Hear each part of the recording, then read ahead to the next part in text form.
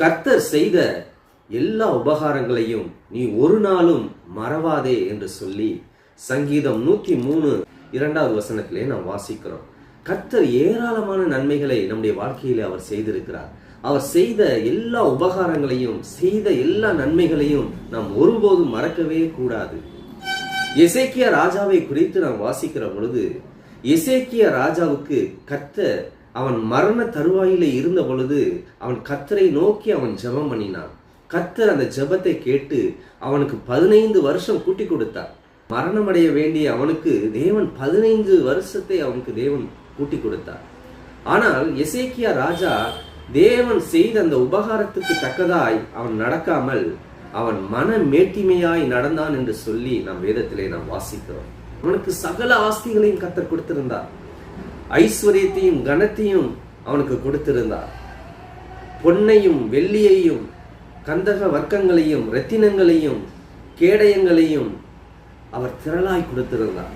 விசித்திரமான ஆபரணங்களை வைப்பதற்கு பொக்கிஷ சாலை அவர் கொடுத்திருந்தார். தானியத்தையும் திராட்சை ரசத்தையும் எண்ணெயையும் சேர்ப்பதற்கு தேவன் பண்டக சாலைகளை அவனுக்கு கொடுத்திருந்தார். எல்லா வகையான மிருக ஜீவன்களுக்கும் தங்குவதற்கு ஏற்ற கொட்டாரங்களை அவனுக்கு கொடுத்திருந்தார். மாடுகளுக்கு தங்குவதற்கு துளுவங்களை தேவன் அவனுக்கு உண்டாக்கி கொடுத்தார். சகல ஆஸ்தியையும் தேவன் அவன் கையிலே கொடுத்தார்.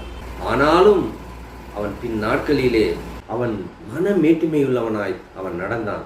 கர்த்தர் செய்த உபகாரத்திற்கு தக்கதாய் அவன் நடக்காமல் இருந்தான்.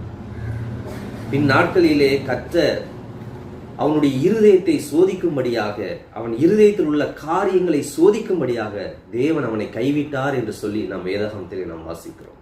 ஒருவேளை நம்முடைய வாழ்க்கையிலும் நாம் தேவன் மூலமாக, ஆண்டவராக இயேசு கிறிஸ்துவின் மூலமாக அநேக நன்மைகளை உபகாரங்களை நம்முடைய வாழ்க்கையிலே நாம் பெற்றிருப்போம். வியாதியிலிருந்து கர்த்தர் விடுதலை கொடுத்திருப்பார். நீங்க கேட்ட ஐஸ்வர்யங்களையும் ஆஸ்தியையும் அவர் உங்களுக்கு கொடுத்திருப்பார். நல்ல கணவன், மனைவி, பிள்ளைகள், பொருளாதார ஆசீர்வாதம் எல்லாவற்றையும் தேவன் கொடுத்திருக்கிறார்.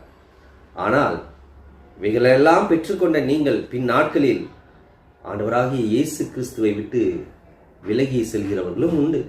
ஆபத்துக்காக இயேசு கிறிஸ்துவின் இடத்துல வர்றது, அப்புறம் எல்லாம் சரியான பிறகு மறுபடியும் தன்னுடைய பழைய வாழ்க்கைக்கு திரும்பி போய் விடுவது. அப்படியெல்லாம் நாம் இருக்கக்கூடாது. நமக்கு நன்மை செய்த தேவனுக்கு, நமக்கு உபகாரங்களை செய்த தேவனுக்கு நாம் நன்றி அறிதல் உள்ளவர்களாக நாம் இருக்க வேண்டும். அப்படி இருக்கிற பொழுது நிச்சயமாகவே கர்த்தர் நம்மளை ஆசீர்வதிக்கிற தேவனாக இருக்கிறார். நம்மளை உயர்த்தி